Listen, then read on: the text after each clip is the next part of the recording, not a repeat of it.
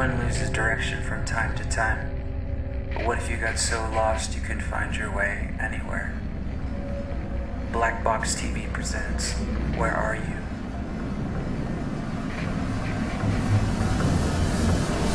This process of manipulation by the corporatocracy through the use of debt, bribery, and political overthrow is called globalization. Just as the Federal Reserve keeps the American public in a position of indentured servitude through perpetual debt, inflation, and interest, the World Bank and IMF serve this role on a global scale. The basic scam is simple. Put a country in debt either by its own indiscretion or through corrupting the leader of that country, then impose conditionalities or structural adjustment policies, often consisting of the following. Currency devaluation. When the value of a currency drops, so does everything valued in it. This makes indigenous resources available to predator countries at a fraction of their worth. Large funding cuts for social programs. These usually include education and healthcare, compromising the well-being and integrity of the society, leaving the public vulnerable to exploitation. Privatization of state-owned enterprises. This means that socially important systems can be purchased and regulated by foreign corporations for profit. For example, in 1999, the World Bank insisted that the Bolivian government sell the public water system of its third largest city to a subsidy of the U.S. corporation Bechtel. As soon as this occurred, water bills for the already impoverished local residents skyrocketed. It wasn't until after a full-blown revolt by the people that the Bechtel contract was nullified. Then there is trade liberalization, or the opening up of the economy through removing any restrictions on foreign trade. This allows for a number of abusive economic manifestations, such as transnational corporations bringing in their own mass-produced products, undercutting the indigenous production and ruining local economies. An example is Jamaica, which, after accepting loans and conditionalities from the World Bank, lost its largest cash crop markets due to competition with Western imports.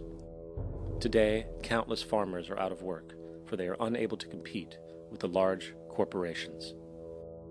Another variation is the creation of numerous seemingly unnoticed, unregulated, inhumane sweatshop factories, which take advantage of the imposed economic hardship. Additionally, due to production deregulation, environmental destruction is perpetual, as a country's resources are often exploited by the indifferent corporations while outputting large amounts of deliberate pollution. The largest environmental lawsuit in the history of the world today is being brought on behalf of 30,000 Ecuadorian Amazonian people against Texaco, which is now owned by Chevron. So today it's against Chevron, but for activities conducted by Texaco. Estimated to be more than 18 times what the Exxon Valdez dumped into the coast of Alaska. In the case of Ecuador, it wasn't an accident. The oil companies did it intentionally. They knew they were doing it to save money out there rather than arranging for proper disposal.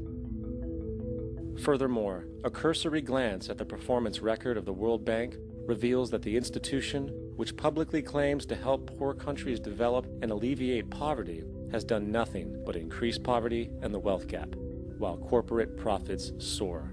In 1960, the income gap between the fifth of the world's people in the richest countries versus the fifth in the poorest countries was 30 to 1. By 1998, it was 74 to 1. While global GNP rose 40% between 1970 and 1985, those in poverty actually increased by 17%. While from 1985 to 2000, those living on less than $1 a day increased by 18%. Even the Joint Economic Committee of the U.S. Congress admitted that there is a mere 40% success rate of all World Bank projects. In the late 1960s, the World Bank intervened in Ecuador with large loans. During the next 30 years, poverty grew from 50% to 70%. Under or unemployment grew from 15 to 70%.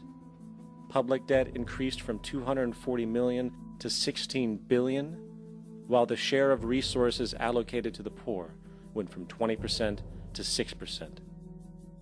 In fact, by the year 2000, 50% of Ecuador's national budget had to be allocated for paying its debts. It is important to understand the World Bank is, in fact, a U.S. bank, supporting U.S. interests, for the United States holds veto power over decisions, as it is the largest provider of capital.